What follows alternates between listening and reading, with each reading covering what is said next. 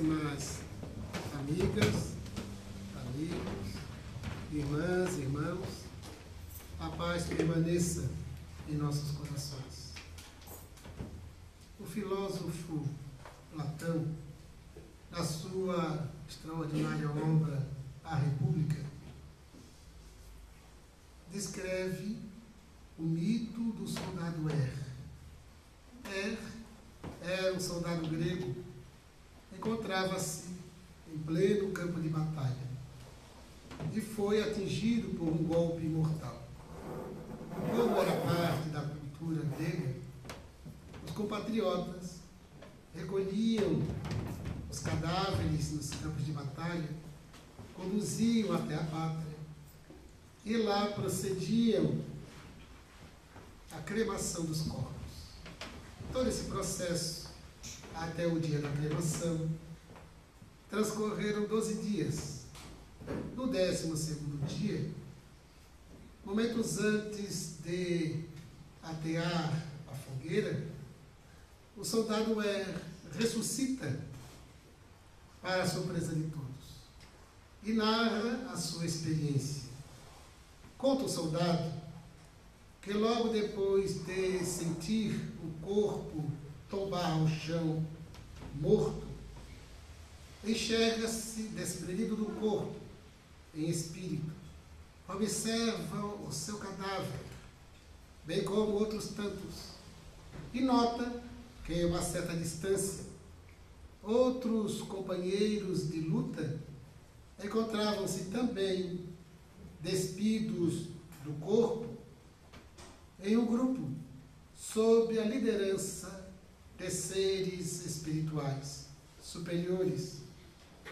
Ele, de uma forma que não pôde evitar, se viu juntar seu grupo.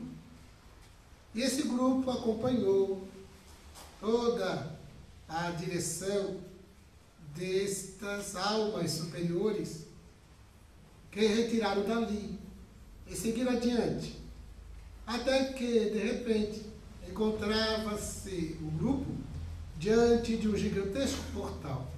Este portal, ele dava acesso ao mundo dos mortos.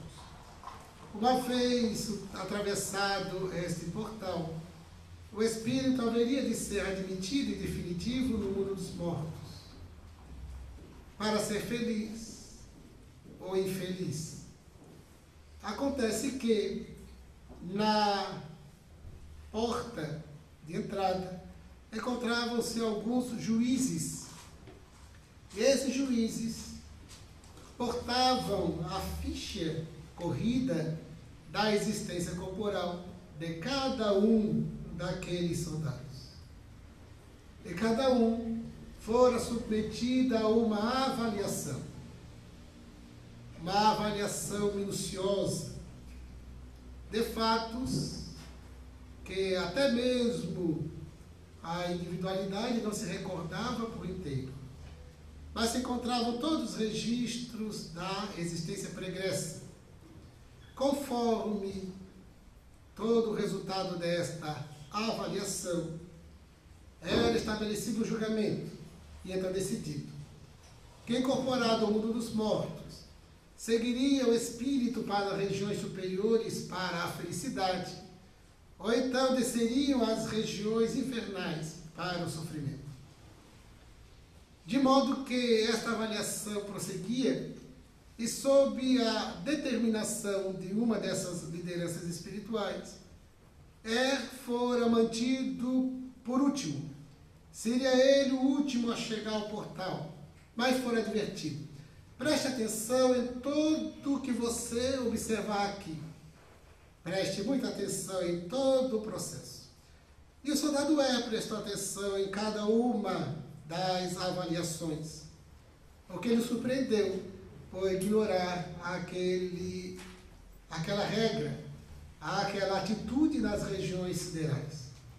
Quando chegou a sua vez, ao invés de ser submetido a uma avaliação, ele foi interditado e lhe foi dito: não é a sua vez. Retornarás ao corpo, ressurgirás diante dos seus compatriotas e deverás revelar a experiência que viveste aqui, para que todos saibam que um dia enfrentarão este julgamento, para que todos saibam como devem viver a vida na terra. E de repente ele se viu ressurrecto no corpo e narra toda a sua experiência nas regiões espirituais. Naturalmente que o filósofo narra esse mito para deixar muito bem claro a concepção de que era portador, assim como Sócrates, de quem Platão era discípulo emérito, e a obra República é de uma linguagem do diálogo socrático. Platão exibia a sua concepção imortalista, mas também de lei de causa e efeito, reencarnacionista que era, exatamente porque ele dizia que viver é recordar, fazendo a proposta das denominadas ideias inatas. O que é importante destacar era essa perspectiva imortal, ao mesmo tempo do julgamento da própria consciência, diante das realizações ou das não realizações do nosso périplo corporal. Para que possamos e saibamos fazer uma tomada de consciência, sempre uma rotina de auto-observação, de autoanálise, para enquanto estivermos na Terra, enquanto estivermos um tempo no corpo, soubermos aproveitar a oportunidade, a fim de lograr todos os méritos e os créditos da própria consciência, que se pacifica, que se felicita, para arrumar na direção da plenitude e estado de felicidade. Naturalmente, que essa proposta de Sócrates antes de Cristo, e hoje a doutrina espírita revivendo todo esse conteúdo formidável, de conteúdo profundo e transcendente, vem nos apresentar o Espiritismo, esta angulação dessas reflexões muito lúcidas, reflexões das quais estivemos distantes durante um largo período. Exatamente a partir do ano 313, no dia 13 de junho, quando Constantino assina o Édito de Milão, ele que era o imperador de Roma da parte oriental, porquanto existia um outro imperador romano da parte ocidental, em face do império gigantesco que tomou conta de quase todo o mundo. De tal forma que a partir do ano 313 começa o processo de idiosincrasia das interpretações dos textos do Evangelho. Ao longo das sucessivas reuniões, os denominados concílios, fomos criando aos poucos um processo de controle dos fiéis, de controle dos cristãos. Os cristãos que viviam todo um estado de espírito de plena liberdade, de autonomia, de autogoverno, para autodeterminar-se numa filosofia de comportamento, sob a inspiração do Evangelho, e sob o controle das leis de Deus, e não o controle de uma organização religiosa, de uma organização política, ou de qualquer outro tipo de controle humano, mas gozando da liberdade de escolha e de vivência.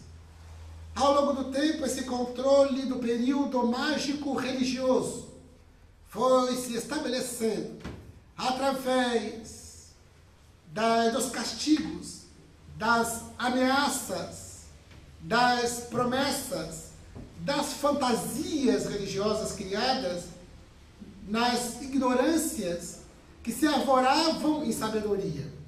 Fantasiavam sabedoria enquanto chafurdavam na ignorância, imaginando que Jesus, que Deus, estavam na condição de serviçais da criatura humana.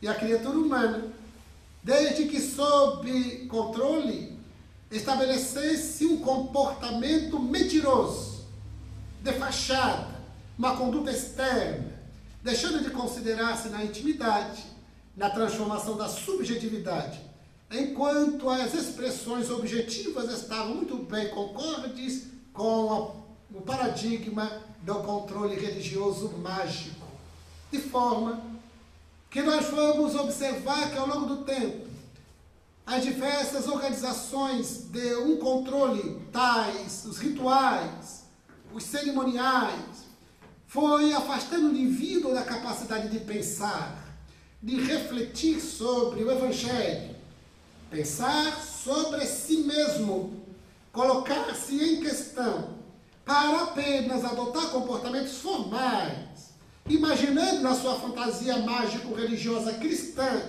que estavam conquistando o reino dos céus, com algumas práticas exteriores. Ao mesmo tempo, fugindo de determinados pecados do meio público, enquanto os pecados continuavam de forma muito sigilosa. Porque o importante era não produzir escândalo público, enquanto o indivíduo vivia suas experiências às escondidas, na calada da noite. Ao mesmo tempo, o indivíduo, ele vivia do jeito que queria, mas ele tinha um grande conforto. Uma zona de conforto que era, por exemplo, de um indivíduo ir se confessar. Uma vez confessando, ele feito a aplicação de penitências, depois de cumpridas as penitências, estava livre, quites com Deus, e poderia continuar o mesmo, a mesma pessoa, com os mesmos pensamentos, com os mesmos vícios, com a mesma devassidão até a próxima confissão. Ao mesmo tempo que a prática sistemática dos sacramentos observados de forma muito pontual, obedecendo todo o cronograma, o calendário, desde a infância, desde o batismo, até o momento da emancipação da alma pela morte, quando a alma é encomendada, o passaporte assinado e carimbado para o reino dos céus, tão somente pelo fato de pertencer àquela denominação religiosa, enquanto que os demais estavam todos condenados ao inferno. Então, o indivíduo vivia como queria, bem queria ou mal queria, mas estava muito bem reservado o seu espaço nos céus, porque ele participava daquela denominação religiosa, e porque cumpria exatamente com os dogmas, com os rituais, enquanto vivia com medo, estabelecia alguns estereótipos, alguns estigmas, comportamentos marcados pela ignorância e pela representação, nunca pela vivência integral e autêntica, fidedigna. O sexo tornou-se um grande pecado. Então as pessoas viviam, como vivem até hoje, no comportamento atávico, numa conduta psíquica de sentimento de culpa, sempre marcado pelo pecado do sexo. Desde o nascimento, o batismo para nos livrar do pecado do sexo, pecado de Adão e Eva, que transferiu para todas as gerações ad eterno o grande pecado capital, o pecado da perda do paraíso. Então, porque é um grande pecado, o indivíduo sempre representou o sexo como algo muito maculado, deixou o sexo ter sua beleza, sua grandeza. E logo depois que se estabeleceu uma certa emancipação desses primados, desses paradigmas, desses controles religiosos, o indivíduo, ele não se sente mais pecador, então se tornou-se um devasso. A devassidão tomou conta da sociedade odierna, a ponto de o sexo ser vivenciado da forma pior possível.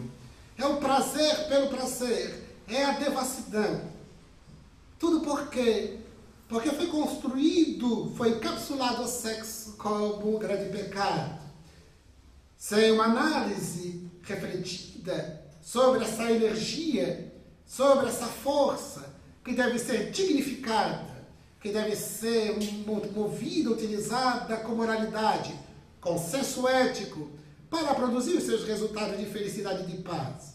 Se o indivíduo não está feliz, é porque ele não tem mobilizado suas forças energéticas em todos os aspectos da forma ideal. Então ele é infeliz, ele é angustiado, é doente, tudo por causa desta herança atávica de um controle religioso marcado pelas expressões mágicas do judaísmo cristão.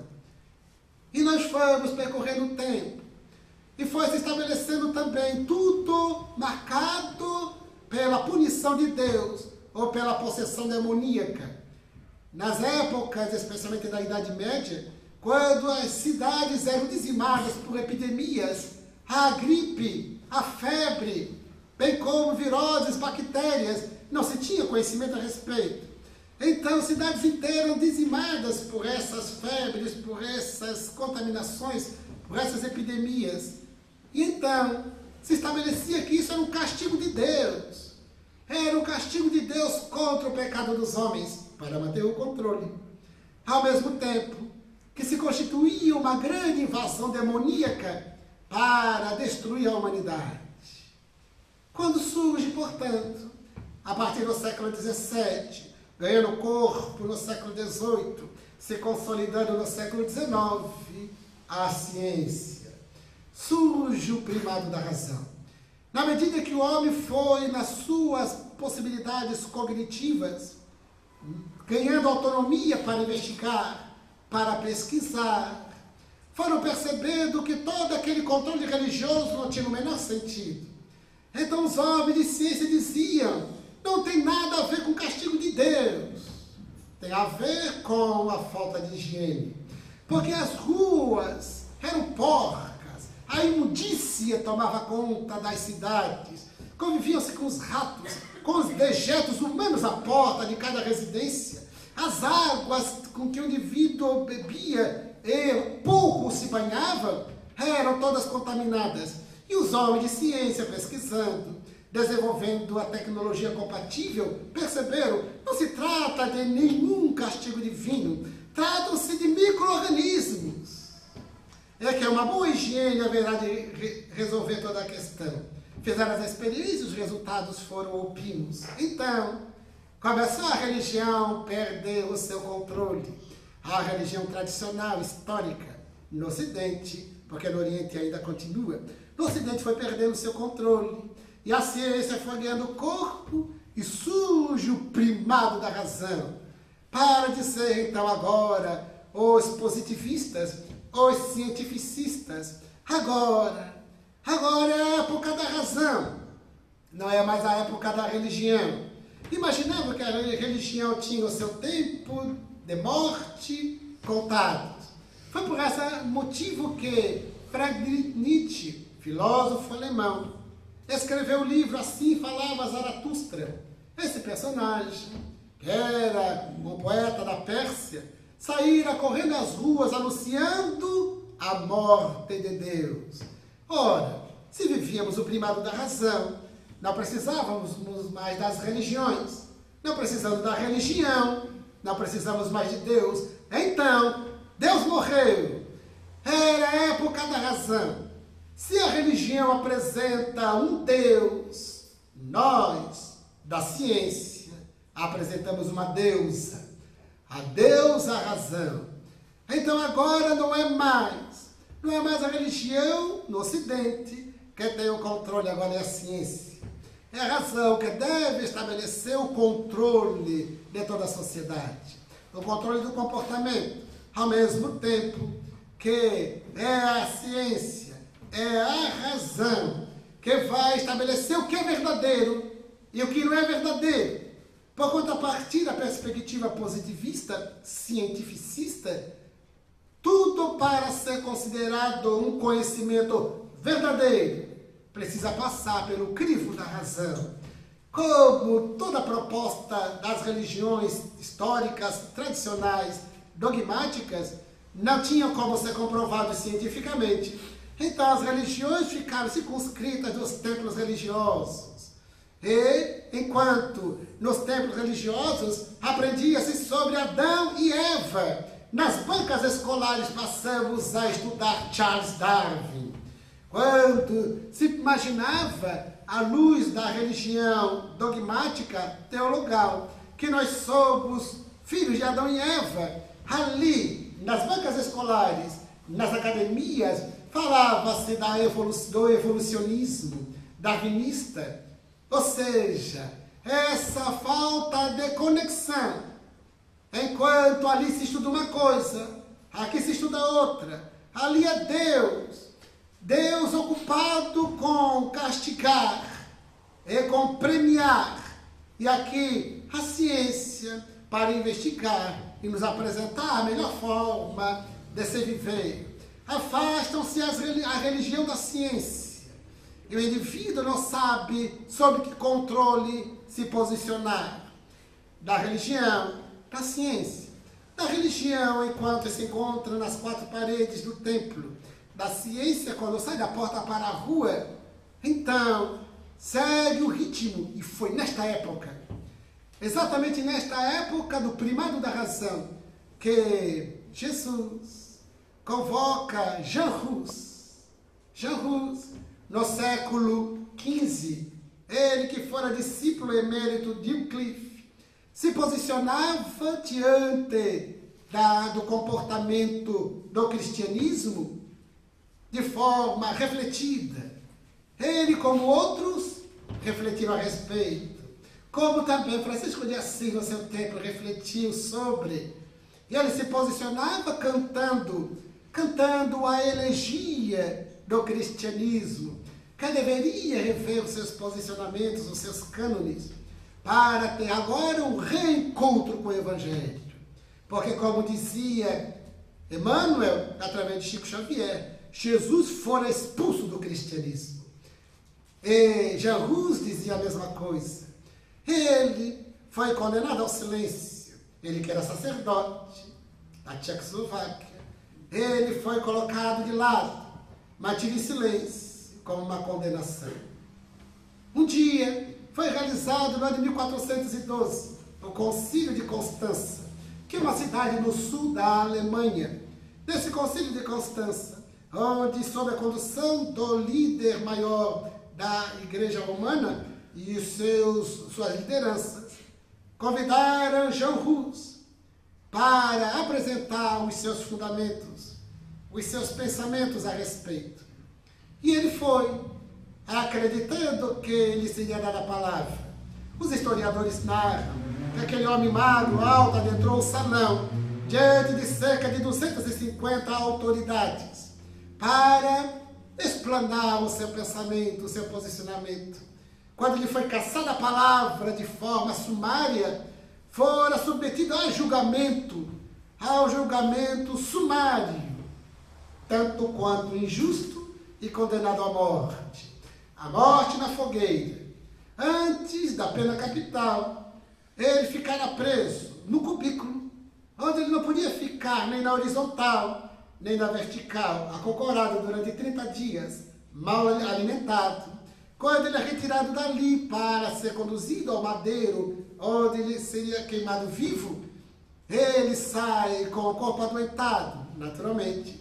E quando preso para ser-lhe ateado fogo, sob a liderança das autoridades e de testemunhas, lavrado ata, ele, antes de dar o último suspiro no corpo, ele diz: hoje queimais, hoje assais um ganso, que rãs em tcheco significa ganso. Mas esse ganso voará tão alto que se tornará um cisne e vós não podereis tocá-lo. E então ele voeja. Alguns historiadores interpretam que ele se referia profeticamente a Martinho Lutero, que mais tarde, no século XVI, estabelecera a reforma protestante, fixando as 95 teses na igreja de Wittenberg do movimento protestante. Mas, na verdade, Jean Rus falava de uma outra profecia, que é essa exatamente, nesses tempos do século XIX, 1804, quando Jesus pessoalmente convoca Jean Rus para reencarnar e assumir uma extraordinária missão. A missão de trazer a lume aquilo que João, no seu Evangelho, classificou como sendo a promessa de Jesus, a profecia de Jesus relacionada ao Consolador, que ele, o Mestre de Nazaré, prometera. E Jesus aceita, prepara-se e então reencarna, naturalmente com uma equipe que haveria de reencarnar com ele, e uma outra equipe no mundo espiritual, para esse empreendimento extraordinário da codificação espírita. para unir ciência e religião, que estavam afastadas, que estavam uma alfinetando outra, uma dizendo que é representante de Deus na terra, a outra afirmando que Deus não existe, que não é possível comprovar a existência de Deus segundo o método científico, e que a religião, segundo diria o materialismo histórico de Karl Marx, é o ópio do povo, e a ciência seria a grande salvação. Allan Kardec propõe no Evangelho segundo o Espiritismo, que completou neste mês de abril último 150 anos, propõe a aliança entre ciência e religião, para estabelecer um grande consórcio, uma parceria para libertar a criatura humana da ignorância e conduzir a Deus, retirar o ser do materialismo, do egoísmo, do hedonismo, para lançá-lo em definitivo na plenitude. Mas não uma religião marcada por uma hierarquia sacerdotal, por dogmatismo, por ritualismo, por cerimoniais, por um Jesus crucificado, mas uma religião sem esses aparatos, sem esses atavios e nem atavismos. Uma religião que tem um Jesus descrucificado, desdogmatizado, desritualizado, desburocratizado, para aproximar de cada um de nós. Uma religião que não tem hierarquia sacerdotal. Uma religião que naturalmente tem lideranças. Olha, lideranças naturais na organização humana, mas não representantes de Deus, sob nenhuma hipótese. Mas as lideranças naturais, pelo valor moral, pelas experiências, pelas condições de que são portadores na horizontal, nunca na vertical. Porque todo líder religioso que assume uma posição vertical, ele deixa de ter uma autoridade e passa a ter poder. Poder é diferente de autoridade. O poder é aquele da norma, da regra que se impõe. A autoridade é de caráter moral. É aquela que se conquista, que exemplifica, que emula, que entusiasma. É uma liderança horizontal e não vertical. Horizontal porque nivela-se com os demais, mas se torna líder naturalmente. Líder por causa da sua experiência, por causa do seu vigor, por causa de uma autoridade natural que brota. Então, é essa religião diferente, é essa religião nova, é essa religião descomprometida com o poder temporal. É uma religião que não controla. O Espiritismo é essa proposta religiosa sem controle. Não nos manda nada, não nos impõe nada. Nos propõe, expõe e nos propõe. Expõe por meio das suas revelações e nos propõe uma filosofia de comportamento. É uma religião que nos devolve a autonomia, nos dá de volta a liberdade de pensar, de decidir, a liberdade até de errar, porque nós temos esse livre-arbítrio de errar. Porque para as leis de Deus, há a lei de causa e efeito. Quando erramos, e quando falamos erro, estamos referindo às leis de Deus. Porquanto a lei natural, ou as leis de Deus, define regras de comportamento. Regra de conduta, regra de comportamento é moral. E nós estabelecemos uma regra ética, que é a de refletir sobre a regra moral. O comportamento ético, que se torna fidedigno, tem uma relação íntima com a regra moral. Então me torno ético. Quando eu fujo das leis de Deus, eu erro. Quando ajo conforme a lei de Deus, eu acerto. Então eu tenho a liberdade de errar, ou seja, de não cumprir as leis de Deus. Mas pela lei de causa e efeito, que não castiga, não pune, apresenta uma possibilidade de recuperação moral. Por isso as reencarnações, porque não há tempo suficiente para que tudo isso aconteça uma única existência, nem com poucas existências, somente ao longo de muitas existências corporais. Então essa religião é diferente. Mas também o Espiritismo propõe uma ciência também especial. Allan Kardec chama o Espiritismo de uma ciência nova, Já naquela época, século XIX, a ciência é nova. A ciência é nova porque é uma ciência diferente. O seu método, que brota do positivismo, brota do cientificismo. Allan Kardec adota o paradigma positivista, quando ele diz que nada deve ser aceitado sem que passe pelo crivo da razão. Ele dizia, isso é cientificismo, é positivismo. No livro A Gênese, ainda no capítulo 1, ele termina um parágrafo dizendo assim, que o Espiritismo, da mesma forma que a ciência positiva, positivismo, da mesma forma que a ciência positiva, como meio de elaboração, aplicou o método da observação experimental. Veja como ele estava bastante integrado, sintonizado com a ciência contemporânea, com o primado da razão. Não foi por outro motivo que ele estabelece a fé real, ou a fé inabalável, é aquela que encara a razão face a face. Ele usa a palavra razão, que era a palavra da época, era a palavra da moda, era a palavra que representava o saber científico.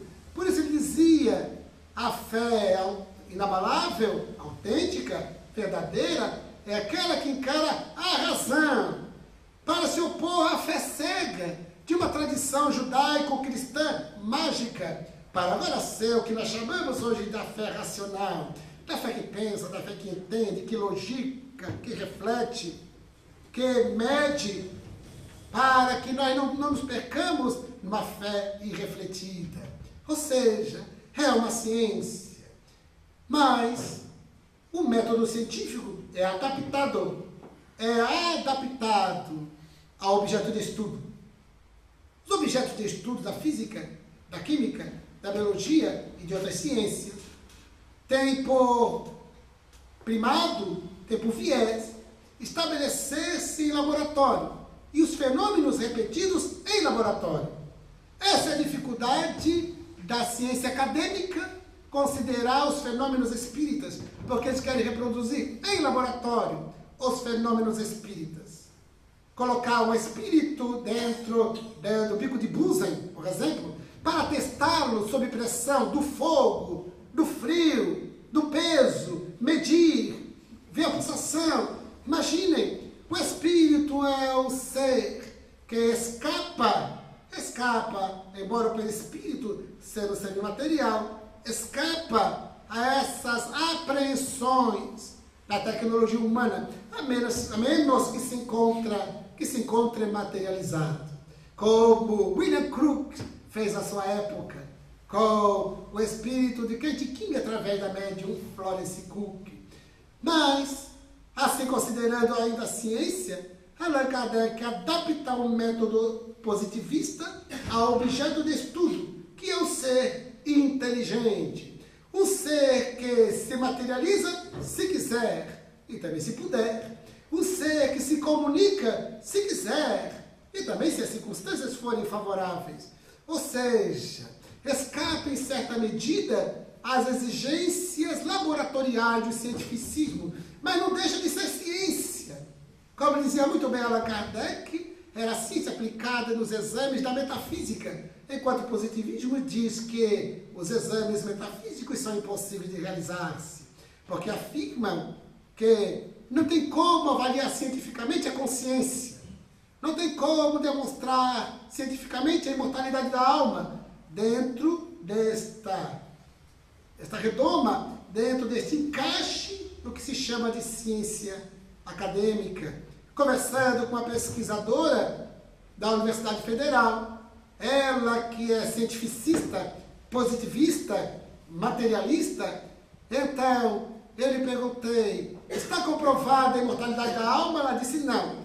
E eu lhe perguntei, está comprovado que não existe a vida após a morte? Não. Não conseguimos dizer que há vida após a morte, mas não conseguimos dizer que não há, como também não conseguimos dizer que não há Deus. Porque não podemos provar que há Deus em laboratório. Não tem como também provar que Deus não existe. Então ele disse, quer dizer que a porta está aberta? Ela disse, a porta está aberta. É nesta porta aberta que a ciência espírita entra, para demonstrar com a sua lógica, científica à realidade, do espírito, da reencarnação, da comunicabilidade do espírito, do perispírito, para então nos ensinar a viver, como aprendera o soldado como viver. E a doutrina espírita, nesses tempos de século XXI, ainda desafia as inteligências.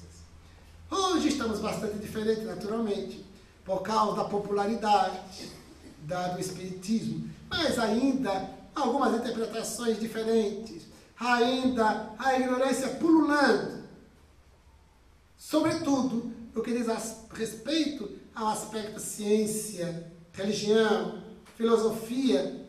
Eu estive numa comunidade marcada pela vulnerabilidade e risco social. Estive numa casa de uma família vivendo a extremas condições de risco, e a senhora estava vivendo um quadro de depressão. Receberam os medicamentos do psiquiatra do hospital universitário, porquanto alguns médicos, especialmente os psiquiatras, quando observam algum sofrimento psíquico, eles imediatamente prescrevem. Eles olham para a pessoa nem diz nada. Já estou olhando, você está com depressão. E prescreve remédio para a depressão, remédio para fazer dormir, remédio para fazer acordar, remédio para retirar a angústia. Ou seja, apenas estão atentos ao sintoma, nunca valorizam a pessoa, a individualidade. Não querem conhecer a sua subjetividade. Não querem perder tempo com essas coisas. Se tem remédio para atuar nos sistemas cerebrais, para deixar o indivíduo, então, apático, letárgico, deixar lentificado. Então o indivíduo fica lentificado, ficou bom. Quando, na verdade, nada solucionou, aí ele continua com o problema, com o sofrimento psíquico. Porquanto ele precisa de uma terapia para que ele, então, ressignifique, pense sobre a vida, renove as possibilidades de reflexão sobre o seu sofrimento, para então assumir uma nova postura, modificar a paisagem íntima, mas não apenas o remédio. Para aquela mulher que, aos 42 anos, tinha um filho que estava cumprindo pena na penitenciária por crime de roubo, uma menina de 16 anos que desaparecera. Alguns diziam que ela fugiu com o namorado, outros que ela foi assassinada. Um outro filho que estava às ruas na condição de menino de rua. Um outro que ia na condição de pedinte às ruas e trazia alguma coisa para casa. E mais duas meninas, aos 42 anos, mais duas meninas com menos de 10 anos que ela conseguia ainda controlar em casa. As dificuldades no lar a conduziram à depressão. O médico não quis saber disso. Ele não perguntou nada sobre isso. Não era o seu interesse. O seu interesse é que ela tinha um sintoma, que na sua análise era depressão e bastava tomar o remédio. Ela, como continuava com sofrimento psíquico, ela então, naquele final de tarde de domingo, eu fui visitá-la. Quando chego, o marido diz, ela tomou todo o remédio, um remédio psiquiátrico, tomou todo o remédio, está ali deitada, ela estava inconsciente. E eu então lhe disse, quando aconteceu isto? Isso era final de tarde, início de noite de domingo. Foi na sexta-feira à noite. Mas como ela precisa imediatamente da emergência do hospital? Não precisa de hospital, disse-me ele. O pastor já esteve aqui e disse que Deus vai salvá-la. Eu disse, eu também acredito. E ele está nos esperando na emergência do hospital. Eu vou lá trazer o carro até aqui. O Senhor, então, esteja com ela postos, vai me ajudar, porque nós precisamos levá-la para a emergência. Percebam a dissociação. Então o religioso diz, não precisamos da ciência. Não precisamos de ajuda nenhuma do conhecimento humano, porque Deus salva, basta Ele. E a ciência, por sua vez, está dizendo que isso que ele está pensando é totalmente besteira. Por que não unir a medicina na Terra, como todas as ciências na Terra, são representantes de Deus na Terra? Mesmo que os organizadores, mesmo que aqueles que produzem os saberes sejam materialistas, Deus não tem nenhuma importância em relação a isso. Porque o importante é que eles estão a serviço de Deus, mesmo sem saberem, mesmo sem acreditarem. Porque isso que é importante. Então, conduzimos até a emergência do hospital. Coloquei numa cadeira de rodas que encontrei o primeiro rapaz todo de branco e disse, aquela senhora praticando tentativa de suicídio. Ela precisa de atendimento rápido. É sua mãe? Eu disse, é. Então ele foi, acolheu, 3 dias no hospital. Depois fomos conversar com ela. Ela me disse, foi o demônio, Senhor. Foi o demônio que quis que eu me matasse. Eu acredito no demônio. O demônio da ignorância. O demônio do materialismo. Eu acredito nesses demônios. Esse demônio do hedonismo, que tem promovido uma sociedade hipócrita, uma sociedade materialista, hedonista, uma sociedade que prima pelo pragmatismo, pela esperteza, pela astúcia. E a proposta espírita é: sejamos felizes. E para sermos felizes, é necessário nos ajustarmos às leis de Deus. Não é necessário que nós estejamos diante do portal, depois da morte biológica, para pensarmos sobre isso. O Espiritismo quer que nós antecipemos essas reflexões, ainda na Terra. A doutrina espírita é esta extraordinária doutrina, que se achega ao nosso cérebro, articula a nossa inteligência, dulcifica o coração, para nos tornarmos homens e mulheres diferentes. Esta doutrina é diferente, que as pessoas ainda se espantam. Hoje, antes, ser espírita era algo segregado. Hoje é até chique. As pessoas, quando sabem que nós somos espírita, hein? Uma moça que me foi apresentada por uma amiga em comum, disse, tu não és o Gerson Tavares? Sim, sou. Tu não mexe com o espiritismo? Eu disse, não mexo. Eu não mexo com o espiritismo. O espiritismo é que mexe comigo. É muito diferente. Eu tive uma panificadora, que à época era a minha habitual, e a moça que me atendia já me conhecia. Então, no dia anterior, eu dei uma entrevista de 1 hora para a TV Com. E então, nesse dia seguinte, ela me atendeu e disse, eu assisti o senhor no programa tal. Eu disse, assisti. Então, gostou do conteúdo? Ela disse, é muito interessante essas coisas. Mas vem cá, o senhor acredita mesmo nessas coisas? Eu disse, não acredito. Eu não acredito. Não acredita? Eu disse, não. Eu sei, o que é bastante diferente. Porque posso acreditar numa coisa hoje e deixar de acreditar depois. Eu posso imaginar que algo vai acontecer e não acontecer nada. Ou seja, não é apenas crença. Eu creio que amanhã vai fazer sol e chove. Então, veja, como modifica. Agora, quando eu sei, então nada muda.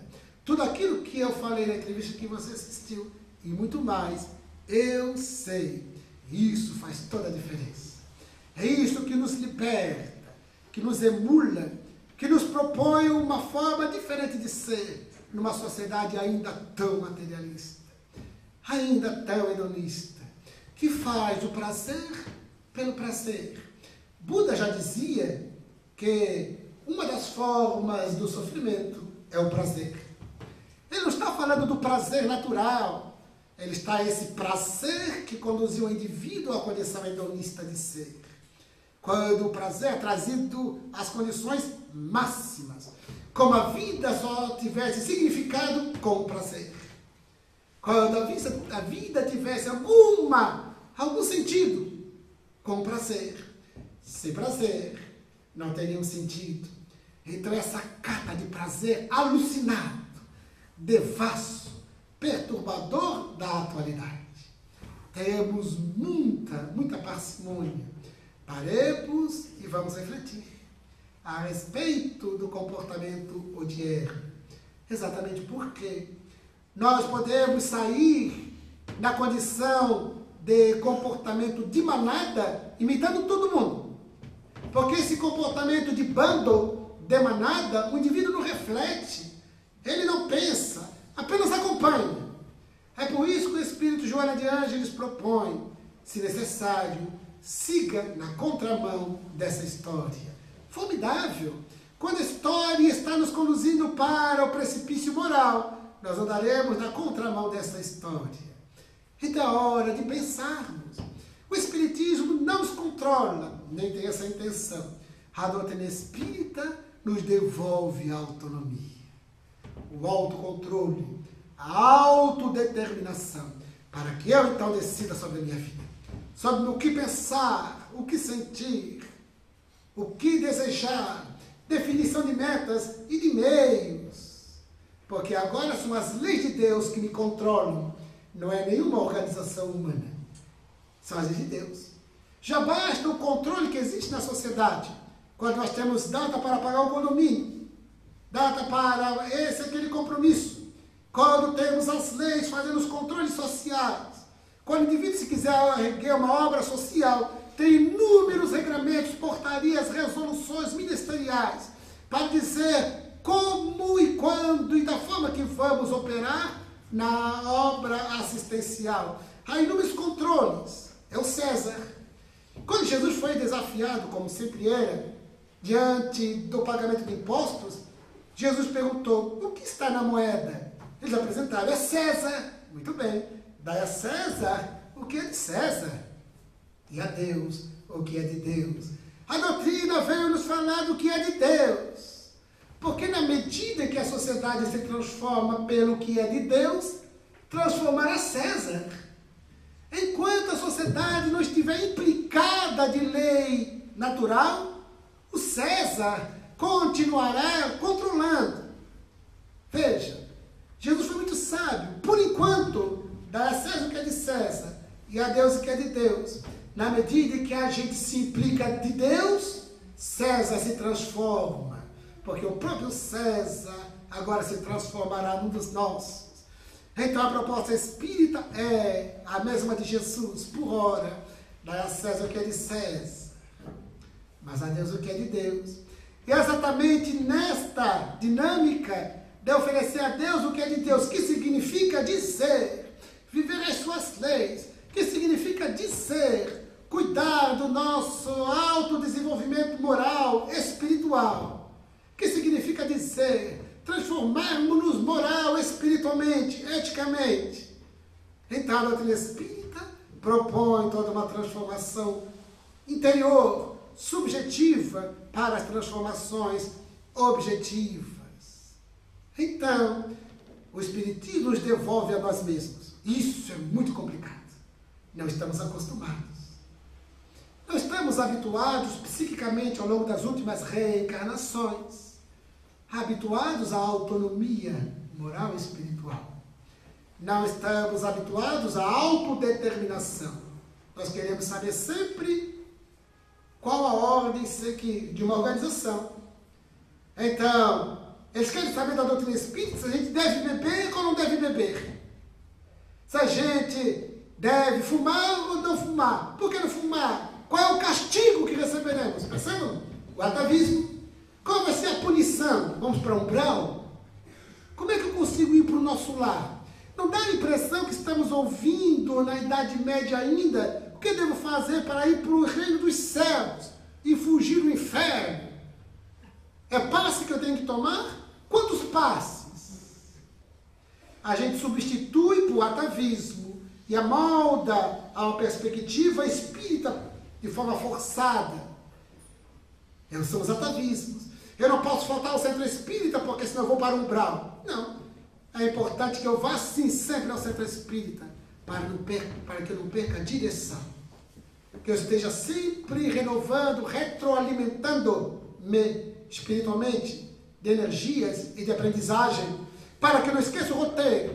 Porque se eu me afasto deste núcleo, eu volto ao sítio antigo, que não é bom. Não é bom conselheiro. Então eu digo para os companheiros, permanecemos na casa. Não nos afastemos do grupo. Estejamos sempre comungando, compartilhando do companheirismo, da aprendizagem, ouvindo, reouvindo, ouvindo de novo, martelando sempre na mesma tecla para não perdermos diretrizes. Ao mesmo tempo que as nossas energias psíquicas são renovadas, para que minha autonomia ela seja plena. Porque quando eu me afasto, eu sou controlado pela sociedade materialista e hedonista. É sempre assim. Então é fundamental que eu esteja envolvido, não como dever religioso, não para ir para o nosso lar, porque depois que André Luiz revelou o nosso lar, ele se tornou o céu do espírita, por atavismo, e umbral, o nosso inferno. Uma vez eu estava numa casa espírita, 500 lugares tomados, eu sentado para fazer a palestra, e a dirigente abriu a sessão doutrinária, conclamando as pessoas à prece. Vamos orar muito, dizia ela, para que os espíritos bons recolham os nossos obsessores. Eu estava junto, disse, meu Deus, os nossos obsessores, e levem todos para o nosso lar. E eu fiquei pensando, vai ter uma explosão demográfica? O que ela está querendo? São os atavismos. A gente não para refletir. A gente não se liberta do passado, continua preso a esses conceitos. Então, o Espiritismo nos liberta, por isso estudar, para nos libertar da ignorância, dos atavios e dos atavismos, para que eu tenha autonomia e liberdade. Às vezes as pessoas me perguntam, me oferecem bebida nos ambientes sociais, eu não bebo uma gota de álcool em circunstância alguma. Então as pessoas, mas por que você não bebe? O Espiritismo proíbe? Não, me orienta, me esclarece. O Espiritismo me ensinou e eu entendi, então me apropriei desse saber e livremente decidi como me comportar. Você não fuma, por quê? Porque eu sei, a ciência demonstra o quanto faz mal o álcool, o fumo. A ciência me diz o quanto faz mal para o corpo. E o Espiritismo me diz que além do corpo faz mal para o psiquismo, para o perispírito. Então, por que eu vou ser tão ignorante e continuar repetindo erros? Eu reencarnei para transformar, para me melhorar e não para repetir erros. Então nós somos autônomos. Minha irmã, uma sua amiga, ela me dizendo, eu quero pedir o teu irmão como amigo no Facebook, eu quero convidar ele para sair, para conhecermos-nos melhor. E a minha irmã me contando que disse para ela, vocês não vão dar certo. Mas por quê? Porque eu te conheço o teu hábito. Você gosta de happy hour, de beber, você gosta de noitadas, meu irmão não tem esse comportamento. Não gosta de beber, não, então ele é hipócrita. Viu? Nem se conhecer ele já não deu certo. Ou seja, nós somos livres, absolutamente livres para decidir, autônomos, autodeterminados, em clima de paz, sem nenhum controle que não seja da consciência. Como disse Albert Einstein, o mundo dos valores não vem do mundo dos fatos. O mundo dos valores vem de outra região. O mundo dos fatos é tema para a ciência. O mundo dos valores para a consciência. A doutrina espírita nos revela o mundo dos valores, além dos fatos. Os fatos foram os fenômenos no qual surgiu a ciência espírita. E os valores da consciência, onde estão escritas as leis de Deus. É essa região diferente, como dizia Einstein, que vem o mundo dos valores. Então, autônomos, autodeterminados. Nós somos aqueles homens, mulheres, jovens de século XXI, que têm contato com todos os saberes produzidos pela ciência extraordinária. Mas, ao mesmo tempo, é uma ciência implicada de divindade, de Deus, de lei natural, de lei de Deus, para as nossas vidas, diante de um mundo ainda cheio de dificuldades. Nós somos aqueles autônomos, autodeterminados, sem controle moral de nenhuma religião, de nenhuma ciência, senão da consciência, onde estão escritas as leis de Deus. Esta sim deve nos controlar. Como dizem os Espíritos no Livro dos Espíritos, no item 614, que as leis de Deus, que são as leis naturais, são as únicas capazes de nos fazer felizes, e o homem só é infeliz quando dela se afasta. Então esta lei inscrita na consciência, que há de nos conduzir à felicidade. Então este autocontrole, autodeterminação, autonomia, na elaboração de uma subjetividade de um mundo novo, para tornar o mundo objetivo melhor. Não percamos a capacidade de reflexão. O Espiritismo nos devolve o poder da reflexão. Por séculos, nós fomos impedidos de refletir sobre a vida, sobre o destino, sobre a morte. Por décadas, por séculos, impedidos de refletir. O Espiritismo nos devolve este poder e nos convoca.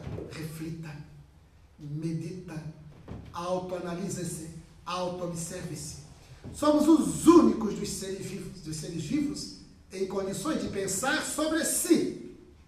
Somos os únicos de colocarmos-nos em questão. Por que perder esta oportunidade? É a proposta do autoconhecimento. Refletir sobre nós. Pensar sobre nós. Analisar-se. Auto-observar-se. Não percamos esta capacidade, este poder de reflexão, este potencial de analisar e esta liberdade e a vontade de decidir. Tomemos as decisões as mais corretas. Comecemos por tomar a decisão de sermos cristãos. O Espiritismo nos devolve Jesus.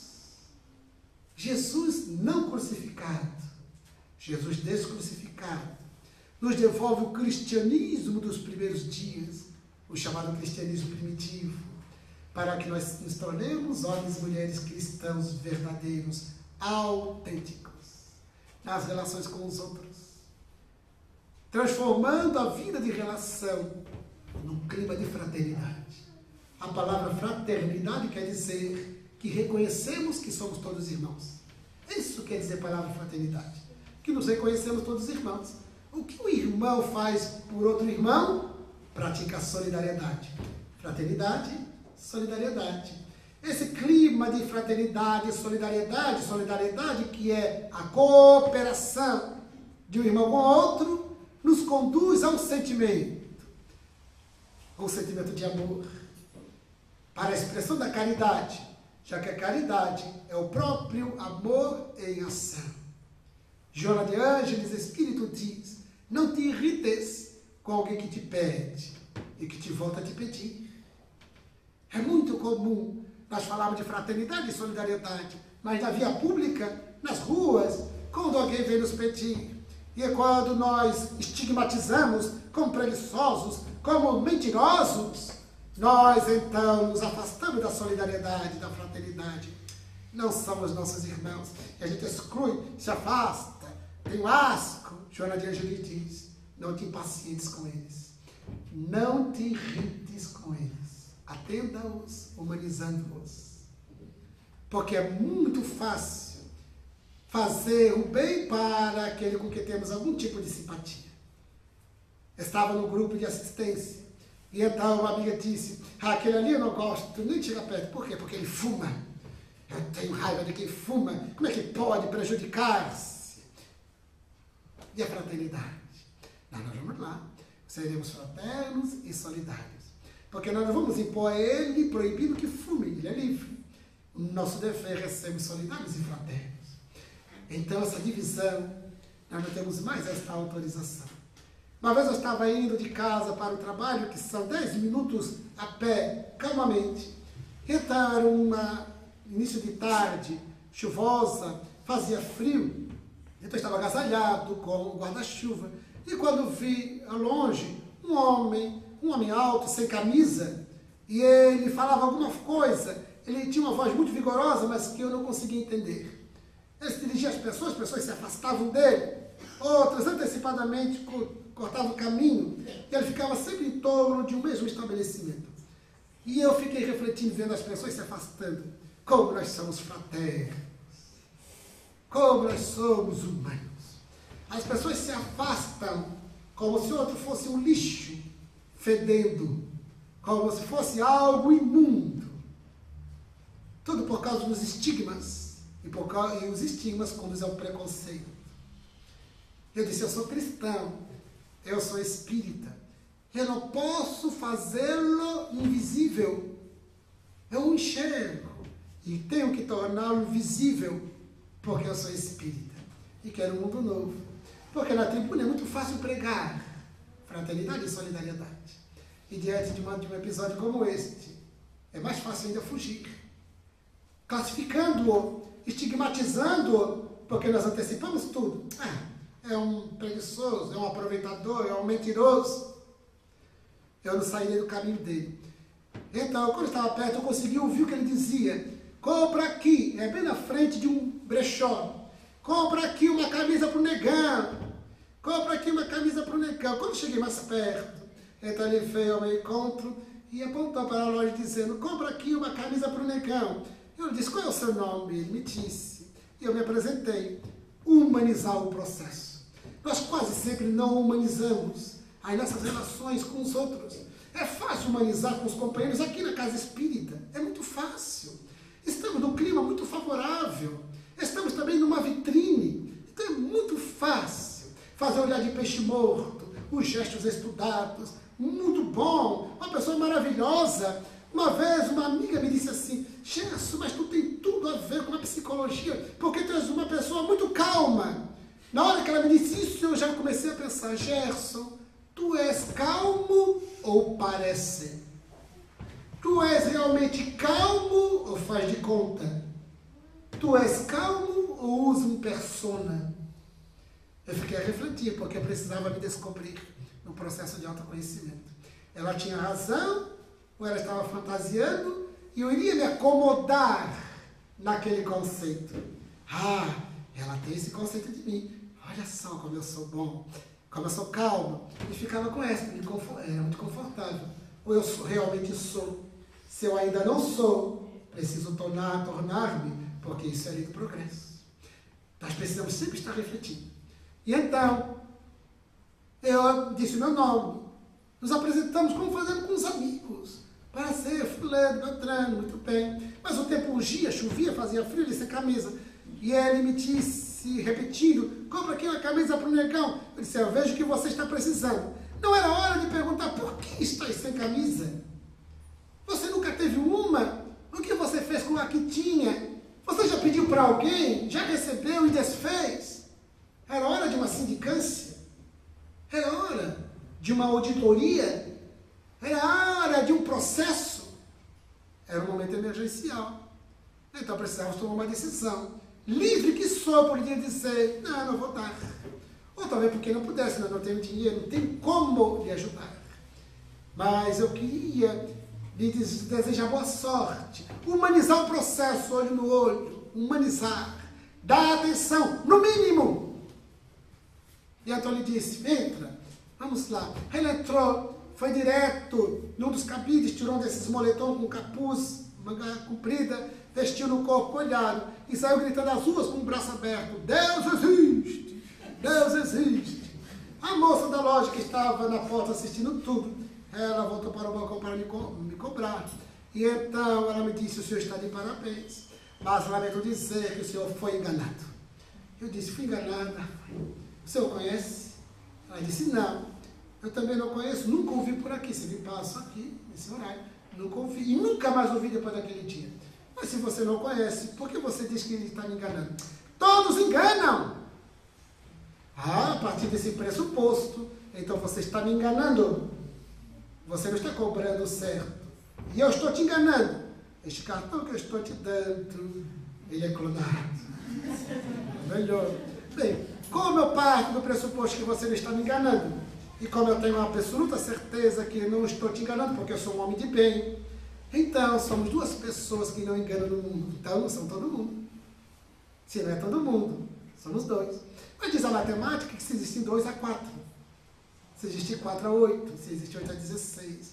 Há multidões de pessoas que não mentem e que não enganam. O que você quer é que eu, por causa de um estigma que gera o preconceito, eu congele o meu coração. Isso eu não autorizo. Congelar o meu coração. Então eu prefiro ainda acreditar nas pessoas. Porque se ele está me enganando, não é a mim que ele está enganando, é a ele mesmo. É o auto-engano, que diz a psicologia, e não a mim. Então, paguei e fui refletindo sobre essas questões da vida. Eu podia torná-lo invisível, porque há multidões de invisíveis, estigmatizados, segregados, e que eles vêm com fúria para recuperar a visibilidade através da violência, através dos roubos e de outros variados crimes que praticam, porque são almas ainda com muitas dificuldades morais. E na sua lógica, eles têm que adotar a postura da rebeldia é o comportamento reativo diante de uma sociedade que os invisibiliza. Então, nós temos que enxergar. Por isso, Joana Dias ele diz: não vos impacienteis, não irriteis com eles. Um dia cheguei na rodoviária para comprar passagem, porquanto eu sairia na semana seguinte em viagem doutrinária. Quando eu cheguei na rodoviária, um homem veio às pressas: por favor, eu preciso pegar o ônibus que vai partir agora para Porto Alegre e falta tanto para completar a passagem. Eu então retirei o trocado que eu precisava dele e saiu correndo. E pensei: que bom, ele vai poder pegar o ônibus. Na semana seguinte, quando eu cheguei para embarcar, o mesmo homem, com a mesma pressa, para o mesmo destino. E eu disse: mas meu amigo, você não viajou ainda? Ele disse: eu lhe dei esse dinheiro na semana passada. Ah, você deu? Dei. Muito obrigado, saiu correndo. Me enganou. Me enganou, mas tudo bem. Eu naquele dia, no impulso, eu achei que estava ajudando. Mas na verdade não foi a mim que ele enganou, foi a si mesmo. Ou seja, é claro que nós vamos avaliar as circunstâncias, se podemos, se devemos, porque muitas vezes nem tudo que podemos, devemos, e às vezes nem tudo que devemos, podemos. Nessas avaliações, o que tem que estar sempre em pauta é a humanização. A caridade parte desta humanização.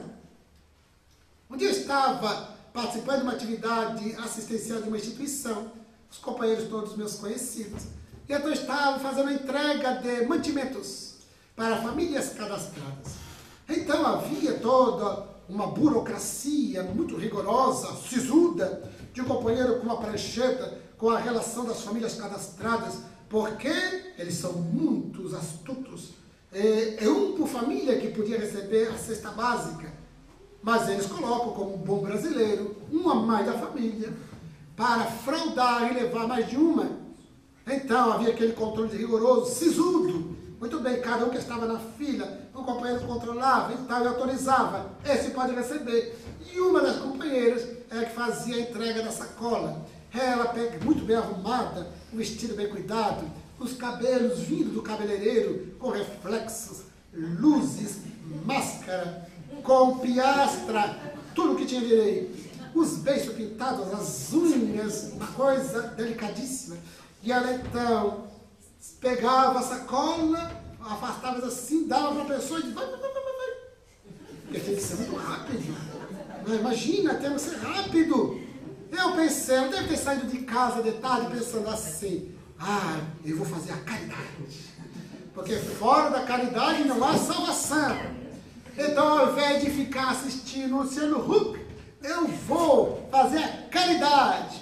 Então ela entregava, encostava no indivíduo, não olhava a pessoa, não conversava com ela, dava sacola e manda-te, vai-te embora, irmão. E eu pensava, como nós somos fraternos. E eu fiquei logicando: ora, ela não imagina, não pensa, que ele pegou a cesta básica aqui, vai lá na maçonaria, pega na maçonaria, vai lá na igreja A, na igreja B, na igreja C, no CRAS, na ONG. Nós não precisamos dar cesta básica, que outros dão também. Esse serviço é mais para nós do que para eles. Nos ocupa mais do que a eles. Faremos pouca falta em dar coisas. Mas quando é que nós nos entregaremos em humanidade? Boa tarde, como vai? Tudo bem com você, fulano, fulana? E o filhinho já melhorou da bronquite? Porque se são pessoas que fazem parte de um casal, nós conhecemos, nós os visitamos, nós interagimos, humanizamos, nós os enxergamos e os tornamos gente. Então, esse é o processo de fraternidade e solidariedade. É do amai-vos, como disse Jesus.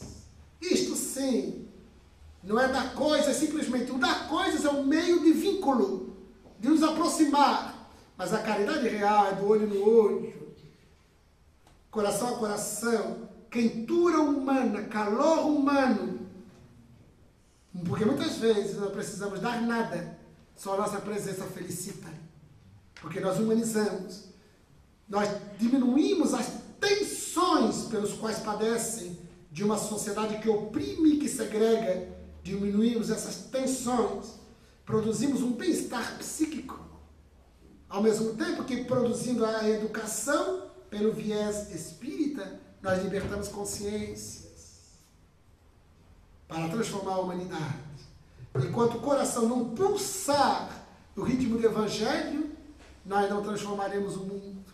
Era uma refeição em família e a minha sobrinha, por causa das notícias espíritas de transição planetária, de nova era, mundo de regeneração, por causa das notícias daquela semana de crimes, de assaltos, a minha mãe, naquela semana, ela havia sido vítima de 3 homens robustos que, diante de uma mulher de 65 anos, o que ela pode contra eles? Mas com a arma na cabeça, faz com que ela saia do carro e leve o carro, que nem lhe pertencia, era da minha irmã. E então, leva o carro, deixando ela com aquele impacto todo, os covardes, fazendo-a de vítima, mas eles também são vítimas de uma sociedade materialista, de uma sociedade que segrega, de uma sociedade hipócrita. Então, como todos somos vítimas, a minha sobrinha está dizendo, quando é que chegará o mundo de regeneração? Quando é que chegará o mundo, a nova era, para vivermos em paz? E eu lhe perguntei então, a nova era já está em ti?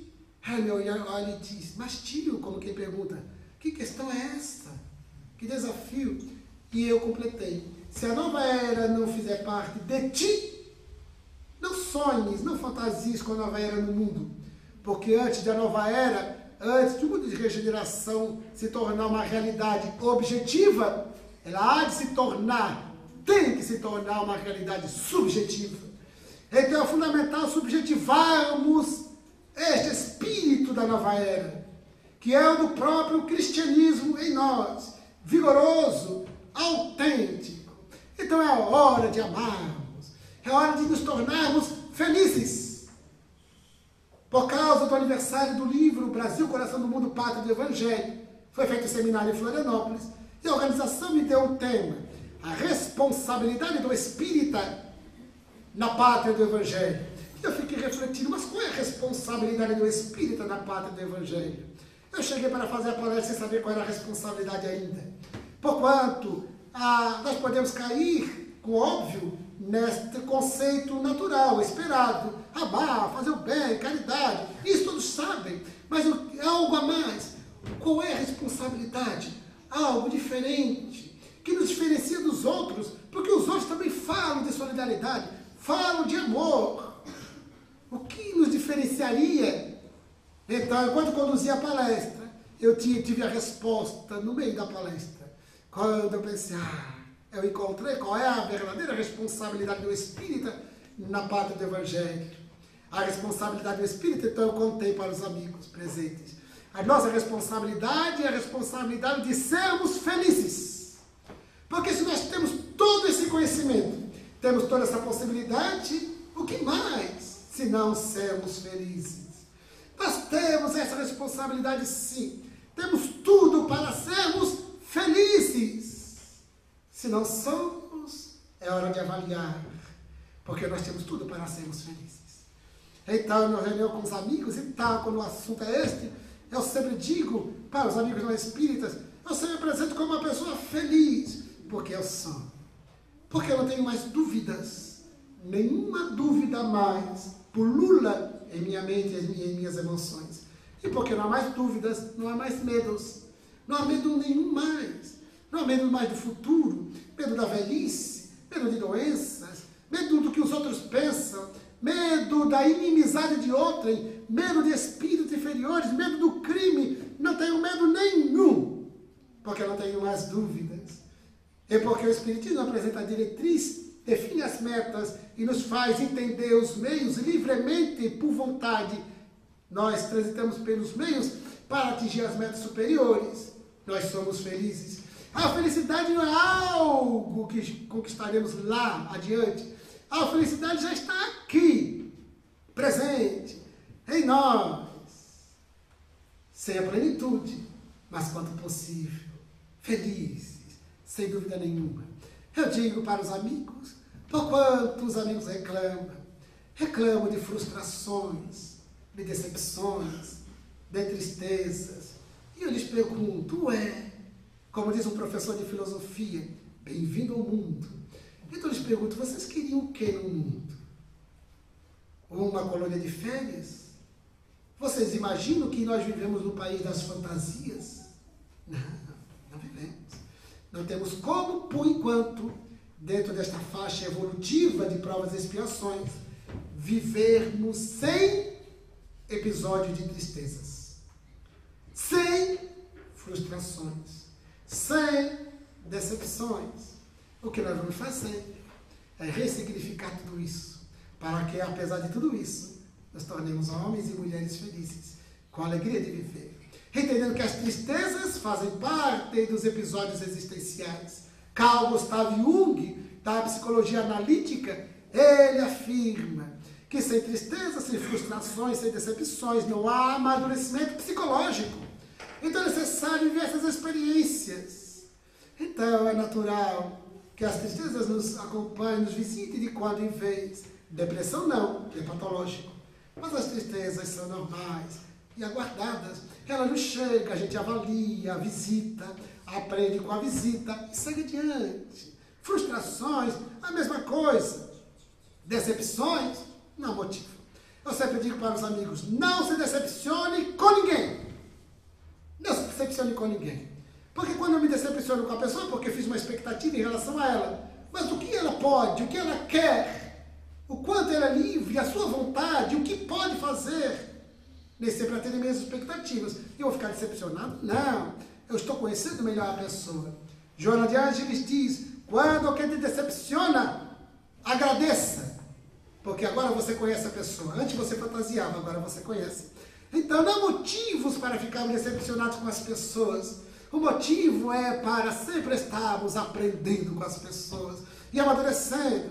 Continuar a gostar, continuar a fazer o bem, continuar a produzir o bem, sem reagir. Então o espírito é aquele que não reage, é aquele que age. Porque a reação, como diz a física, é no sentido contrário, com a mesma força e intensidade. Eu reajo. Nós somos seres reativos. Deste último mês de janeiro, segundo os especialistas, foi dos últimos 80 anos o mês mais quente dos verões. E de fato, foi muito quente. Quando eu percebi que as pessoas todas reclamavam, não tinha uma que não reclamava. Eu decidi, eu não vou reclamar. Porque de reclamadores já temos bastante. Eu não reclamarei. E não reclamava. Então não reclamei durante o janeiro inteiro. Eu curtia o calor. Então um dia entramos no elevador. Eu, 2 homens e uma senhora. Ninguém conhecia ninguém. Quando a porta se fechou, essa senhora se voltou para nós 3 e disse, ninguém fala do calor. Que eu não suporto mais essa falação. Eu ri e concordei com ela. Por quê? Porque somos pessoas reativas. Faz calor, a gente reage. Faz frio, a gente reage. Chove, a gente reage. Não chove, reage. Então no Facebook as pessoas publicavam, calor, não te suporto mais. Vem chuva. E a chuva veio um dia. Choveu um dia, 2 dias, no 3º dia as pessoas publicavam, deu chuva, volta sol. Então as pessoas reclamam. Como somos pessoas reativas, nós reagimos contra os outros. Uma pessoa que olha de esguelho, uma pessoa que nos faz mal, a gente reage, porque reagimos, fazemos mal para ela. A proposta de Jesus é, não reaja, pagai o mal com o bem. Uma senhora não espírita me perguntou, sabendo que é espírita na organização pública, sentou-se ao meu lado, uma diretora muito importante de um órgão, com pós-graduação, PhD, intelectual. Ela, sabendo que eu sou espírita, ela fala baixinho e pergunta, Gerson, você acredita em mal olhado? Acredito. Aí então, ficou tão entusiasmada no espírita. Ela se aproxima mais. Como é que se combate o mal olhado? Ela esperava uma fórmula mágica, que eu fosse fazer um trabalhinho, uma coisa assim, alguma prece especial. E então ela, como é que se combate o mal olhado? E eu respondi com um bom olhado. Ela ficou muito decepcionada, mas foi Jesus que disse, pagai o mal com o bem. As pessoas querem mágicas, fórmula, um passe de mágica. Passe a gente até tem, mas não de mágica. A proposta espírita de transformação. Então saiamos desse comportamento reativo. Se alguém não nos quer bem, não tem problema. queiramos bem a ela. Se alguém nos faz mal, pensemos, vamos analisar o mal que nos fez, tiremos as lições, perdoemos sem reações e sigamos adiante. Uma amiga mandou um e-mail falando do pai, que é histórico o conflito dela com o pai desde menina. Ela hoje, uma senhora, com os filhos crescidos, sempre sofrendo com o pai. E o pai já aprontou mais de uma. E ela mandou um e-mail falando a nova do pai. E então eu respondi, alguma surpresa? E ela respondeu, nenhuma surpresa. E eu estou com vontade de chorar. Eu lhe respondi, então chora. Chora, depois enxuga as lágrimas para voltar a sorrir para o mundo. E segue adiante. O Espiritismo é esta proposta de movimento. É de movimento, não é de estagnação, não é de voltar ao passado, nem prisão no presente. É perspectiva de futuro, ir adiante, um projeto de vir a ser. Não é prendermos-nos no mal que nos fizeram, ou no mal que a gente fez. É perdoar os outros, auto-perdoarmos-nos e seguir adiante. Adiante. Produzindo bem ao alcance. Aprendendo quando pudermos. Refletindo sempre. Nunca perder a capacidade de refletir, autoanalisar, decidir para renovar, para transformar. Avancemos. Mobilizando os sentimentos bons que há em nós. Aprendamos em definitivo com Jesus, que hoje nos espera pacientemente pela nossa transformação. E a doutrina espírita, a abençoada doutrina, nos conclama a buscá-lo em espírito e vida, sem rituais, sem cerimoniais. Não precisamos de nenhuma pessoa que me faça mediação. É direto com ele. As pessoas, pelas suas experiências, nos ajudam a refletir, a pensar, a aprender. Mas a mim o contato é direto com ele. Falando com uma amiga que frequentava uma casa espírita, ela disse, eu não frequento mais aquela casa. Mas por quê? Eu fiquei muito decepcionado. Com quem? Ou com quem? Com o Espiritismo? Eu fiquei decepcionado com fulano de tal. Ah, quer dizer que você não é espírita, você é fulanista? Porque se você se decepciona comigo e deixa a casa espírita, então você não era espírita, você era gersista. Como a doutrina espírita tem nada a ver com o Gerson, continue espírita. Continue na casa espírita e siga adiante, sem reagir, sem querer mal a pessoa, porque aquele que te decepcionou, ele fez o que sabe, o que quer, ele tem sua autonomia. E você tem a doutrina para perdoar, para ressignificar e para continuar adiante. Seja espírita e não se vincule a uma pessoa, que ela não é uma mediadora, ela é uma companheira. Considere-a na horizontal, não na vertical. Então você vai entender melhor. Porque o Espiritismo é aquele que nos movimenta para adiante, nos liberta. Então, trabalhemos as nossas inteligências e os nossos sentimentos. Sabendo compreender, tolerar, perdoar sem cansaço. Não nos irritemos com ninguém, nem com as circunstâncias existenciais. Nem fiquemos amedrontados com esse período de transição planetária, que produzirá muitos eventos impactantes, mas que nós podemos atravessar com serenidade. E avancemos nesse movimento de vir a ser, para tornarmos-nos felizes. Não é necessário que ocorra a morte biológica para estarmos no portal da consciência, a fim de aprendermos sobre o que fazer na vida. O Espiritismo está aí, o Evangelho de Jesus está conosco para nos orientar. Quando a gente assiste às palavras do Papa Francisco, nós nos felicitamos, porque é uma proposta de transformação efetiva, missionário para transformar a igreja, reaproximar de Jesus em definitivo. Então é muito bom. Avancemos neste ritmo de transformações. E abençoada casa, fé, amor e caridade.